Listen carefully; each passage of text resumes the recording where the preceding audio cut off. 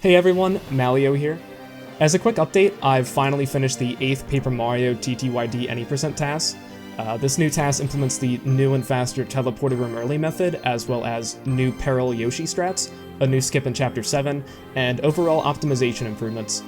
It will take me a few weeks to prepare the video, commentary, and TAS video submission write-up, so please be patient and stay tuned to finally see TTYD beaten in less than 2 hours, though I will be keeping the time secret until it's released. On to the rest of the video.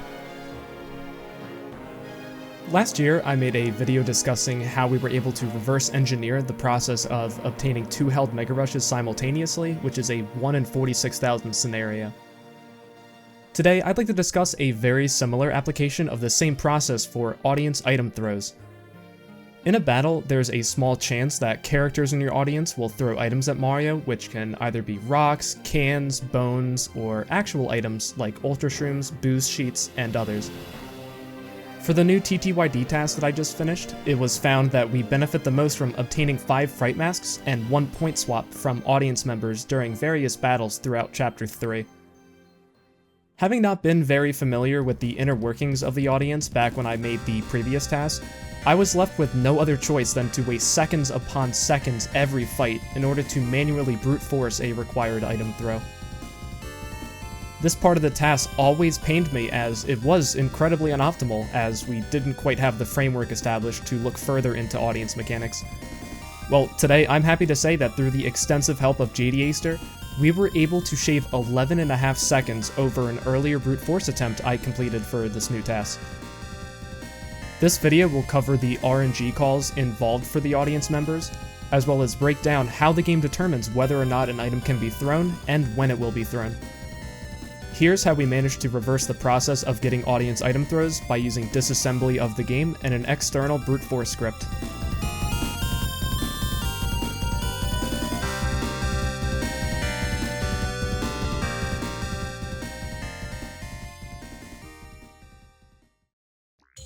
To begin, let's first discuss the route a bit. Once we've reached Chapter 3, we have 5 Fright Masks. Due to XP routing constraints, we need to limit our XP throughout Chapter 3, and we can do so if we have a total of 7 Fright Masks for fights. For the 2 other fights in Chapter 3, we can just use a Power Shell and a Multi-Bounce to take out the enemies. Immediately, we can see that we need 2 more Fright Masks than we have, so audience item throws immediately become a necessity. However, we also have 3 fights after Chapter 3 which will require Fright Masks due to the item's such low animation time in battle and because of XP. Thus, we will actually need an additional 3 Fright Masks on top of that for the Hammer Bro fight in the sewers, from which we'll obtain an extra necessary Mega Rush P badge drop, the Elite X-Naut fight in Chapter 7, which we use to perform Elevator Skip, and an Ember battle in Chapter 8, which we use to perform Palace Skip. Thus, there are a total of 5 Fright Masks that we need to obtain. Additionally, we'll also save a bit of time if we get a point swap from the audience in Chapter 3. Point swap is used to swap either Mario's or his partner's HP with your FP. In conjunction with the Double Dip badge, we can get Yoshi into peril instantly instead of having to sit through Shadow Queen's attacks. Double Dip costs 4 FP to use, which can bring us down from 5 FP to 1 FP. Then, Point Swap takes the 1 FP and switches it with Yoshi's health. This results in Yoshi having 1 HP, while our FP goes back to 5 since it's capped at 5. This way, we can instantly begin making use of our 4 Mega Rush P badges. Given the fact that I need to get 6 items from audience members, I quickly realized that I couldn't just do what I did for the last TAS, where I just play the game at full speed and go to random different parts of the battle menus to brute force RNG to get an item throw by hand. That was going to waste a lot of time overall, and I'd be left feeling really disappointed. So guess what I did? I kinda just brute forced it by hand because I was lazy. And I did it! I beat Chapter 3 with all the item throws I need. Thanks so much for watching. Wait, no. That's not a good ending, is it? That's exactly what I was thinking at the time, and I captured my reaction to this realization pretty well on stream. 11.1... I don't know. 11.18 or something like that? I don't know. That's a lot of time. That's a lot of time wasted. We're talking about 11 seconds here. If I were to get like a 150, a 1 hour, 50 minute, and like 10-second time to finish, I would be angry. I would think back to chapter 3 and say, oh, if only I had saved extra time, I could have maybe subbed. That's really saddening. I think it's important that I try to redo this. I hate to backtrack, but I do think it's really important. So let's get to work on figuring out how to avoid having to brute force the item throws by hand. First off, I'd like to give a big shout out again to jdaster for his immense help in researching the data structures related to the audience to allow us to gain more insight into what exactly causes item throws to occur. At the start of every battle, the game has to determine the audience makeup in terms of size and characters present. First, the game slightly fluctuates the number of audience members up or down by a few. Second, the game determines which audience members will watch the battle. The game first chooses a number of audience member types to use, including Shy Guys, Piranha Plants, Punies, and others. For certain battles, such as the Dullbones battle in Chapter 3, particular audience members can be more likely to spawn, such as Dullbones in that example. So the game then factors in these weights by upscaling each weight by a random number from 1 to 10. After these calculations, the game has successfully determined how many types of audience members and how many audience members to spawn for the fight. Afterwards, the game then determines how many items can possibly be thrown from the audience during the first turn. Then, after each subsequent turn, the game recalculates how many items can be thrown for each turn. The number of items that can be thrown on a single turn range between 0 and 3 inclusive, where there's an 80% chance of having 0 items being thrown, a 10% chance of 1 item being thrown, and a 5% and 5% chance for 2 or 3 items being thrown in a single turn. As long as this number is greater than 0, we can get an item throw from the audience at some point in the turn. Now let's actually start the battle. Okay, according to the memory watch I have displayed on screen, there's an item that can spawn, but where's my item? Okay, now comes the most difficult part of the item throws. There's a certain probability that an item will spawn, and this probability is executed every frame while inside the battle. This probability varies depending on how many items have been thrown thus far in this turn. If the game has determined that 1 or more items can be thrown, then the probability of spawning the first item on any particular frame is 1 in 1800 every frame. So every 1/60th of a second, we have a 0.056% chance of spawning an item. If the game has determined that 2 or more items can be thrown, and we've already obtained or gotten hit by the first item, then the probability of the second item spawning on a particular frame is 1 in 6,000, or a 0.017% chance. If the game has determined that 3 items can spawn this turn, and we've already obtained or gotten hit by the first 2 items, then the probability of obtaining the third item on any particular frame is 1 in 30,000, or a 0.0033% chance. As you can see, purely from a probabilistic point of view, trying to get multiple items from a single fight can become very costly and result in us wasting an extremely long time to get the highly unlikely second and third item throw chances. And this will be important to keep in mind going forward.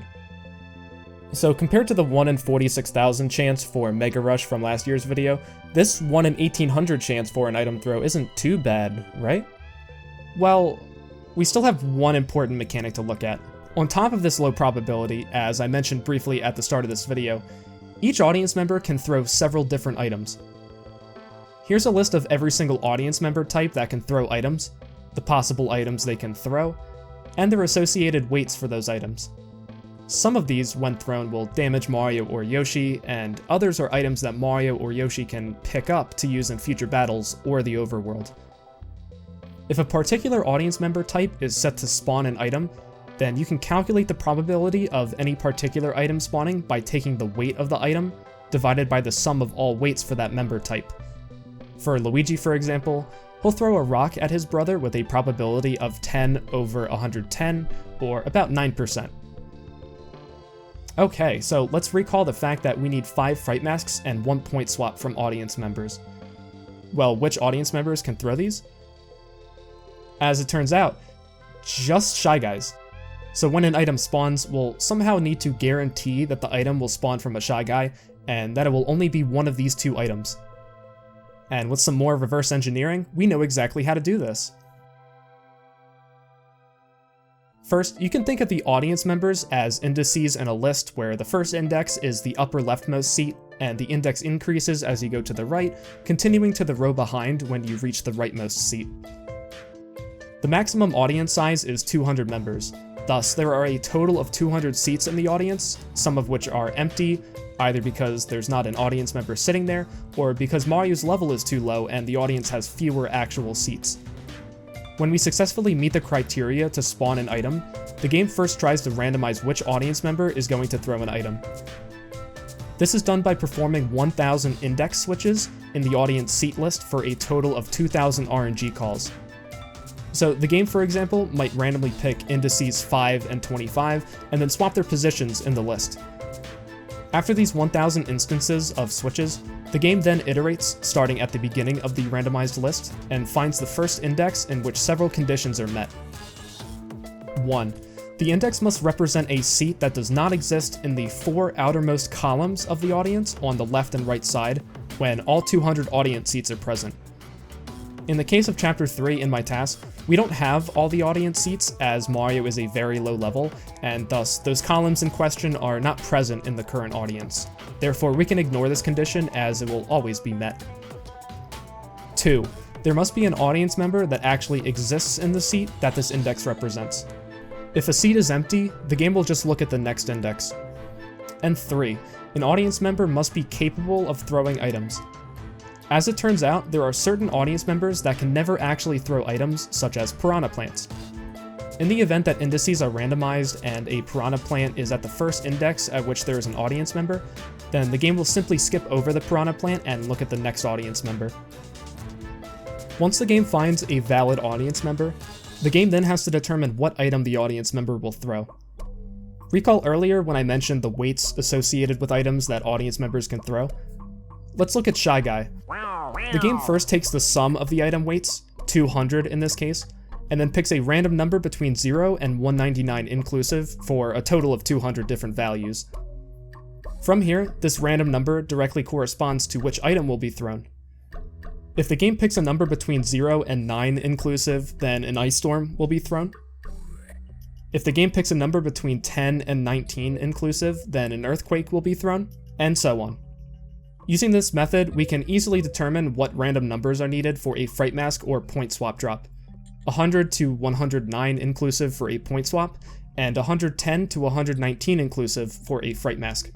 Okay, with that, we have all the numbers we need to begin the process of reversing the process and producing viable RNG values that actually work. So let's get to work.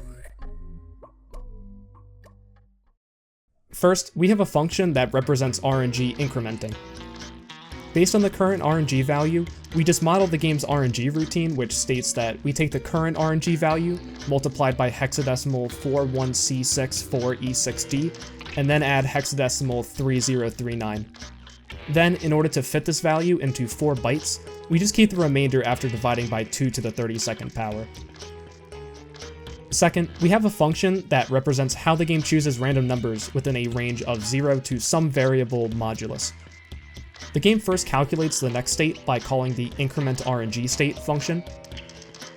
Then the game moves the upper 16 bits to the lower 16 bits, and sets the upper 16 bits to zeros.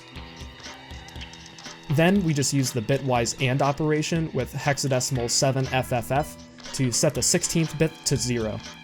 Then we divide by the modulus and keep the remainder. Third, we have a function that tests a given starting RNG value for success. We take the state and plug it into the increment and mod function with the modulus set to 1800.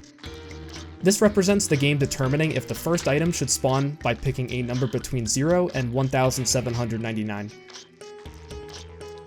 If the output of this function is 0, then an item is guaranteed to spawn with this RNG value. If the returned output is greater than 0, then we can simply exit out of the function and just try a different RNG value. Assuming this is not the case though, let's continue onwards. Next, the game performs 1000 audience member index switches by randomly picking 2 indices at a time to switch. Again, this totals to 2,000 RNG calls. To simplify things, we're going to make the assumption that a Shy Guy ends up being the first available audience member, and I'll explain why we can make that assumption later. After this occurs, we can then call the increment and mod function again, this time with a modulus of 200, to represent the sum of the Shy Guy item weights. The outcome is stored to the item_WT variable. Then we can simply check this variable to see if the returned weight is within the range to be either a fright mask or a point swap. If this condition is met, then we return true to signify that the start RNG value works. And lastly, for our main function, we simply allow the user to pass in their starting RNG value, and the number of sufficient RNG values that the user would like the program to print on screen.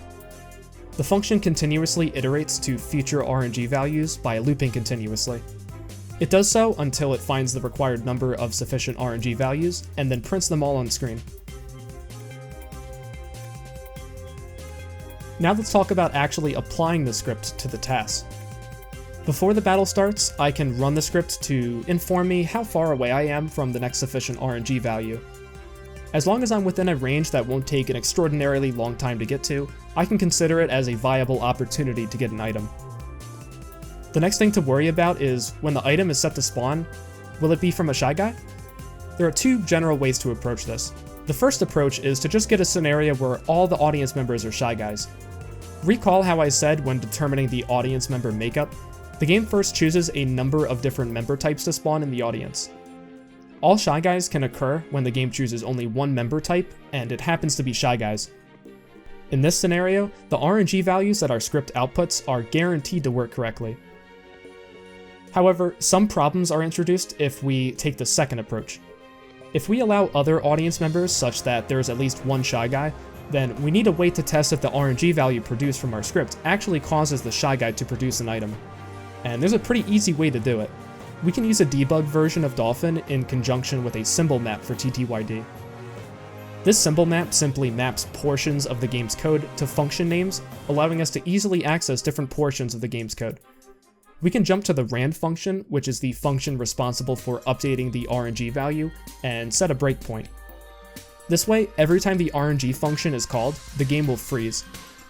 If we do this for the RNG call responsible for the 1 in 1800 item spawn chance, we can manually change the RNG value to the value calculated from the program. Then we can simply let the game run normally, and we can observe which audience member throws the item.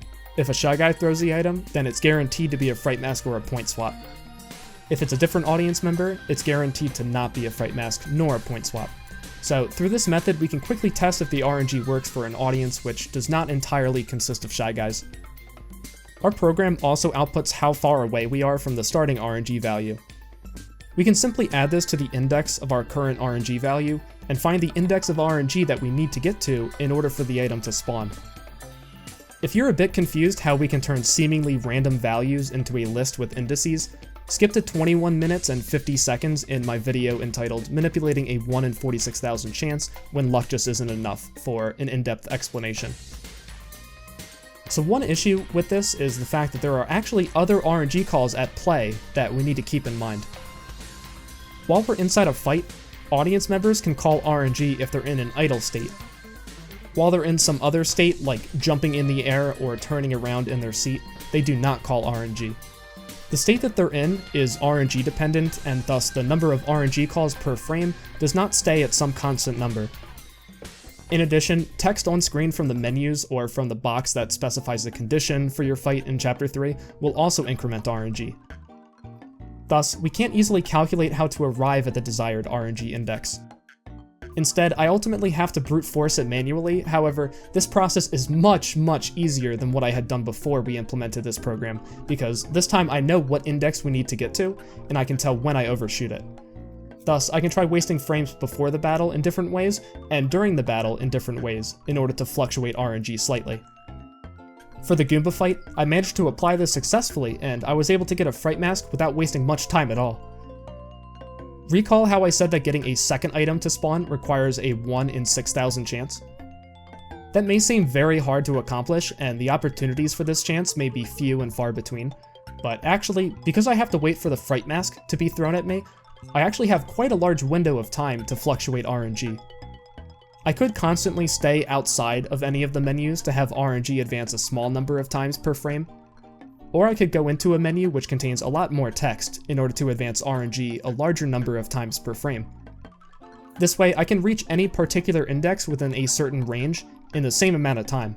So I modified the script to pick a random number between 0 and 5,999 instead of 0 and 1,799, since we're attempting to get the second item. Sure enough, I found an RNG value that actually satisfied the conditions very close by. Since I could fluctuate the RNG pretty freely while waiting for the fright mask throw, I was able to align my RNG index such that when the item acquisition text box closes out, I'm right at the index for a point swap to spawn. Now, let's remember that I need a total of 5 fright masks and 1 point swap. After the 2 items from this fight, I now only need 4 fright masks. Going forward, I had to modify our script to only check for the possibility of a fright mask, as we no longer needed any point swaps. This was going to make satisfactory RNG values become even more scarce by cutting the number of satisfiable RNG values in half. I attempted to pull a third item from the Goomba fight, but the 1 in 30,000 chance of an item just to spawn really killed any possibility of that, so I moved on to the next fight. For this second fight and the fight after, I was not within a reasonable number of indices to obtain a fright mask without wasting extraordinary amounts of frames. Thanks to our program, I instantly knew that that was the case, and I could rule out fright masks throws from these fights. I was surprised to find that the next 4 fights in a row all aligned with satisfiable RNG indices that were very close by, so I was able to replicate the exact same process I used for the Goomba fight, and I obtained 1 fright mask per fight. Overall, through the use of our program, we managed to chop off 11.5 seconds off my earlier attempt of just manually brute forcing items without any external help from a program. After successfully completing these fights, my reaction pretty much summed up my feelings. Oh my gosh, I saved 11.5 seconds.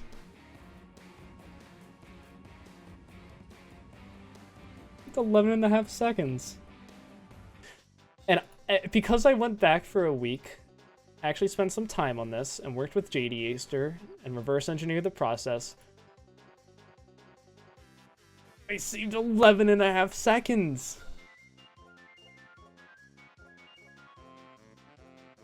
That's so nice. Much like the Mega Rush video, this all happened behind the scenes, and it may not necessarily impress most viewers, but hopefully now you can appreciate the work that jdaster put into decompiling the audience data structures to allow us to gain a much better understanding of the inner workings of the item throws. In addition, I again want to thank Trivial171 for his development of the code used to determine and display the RNG index value, which is monumental in making this all possible as well. And lastly, thanks for watching.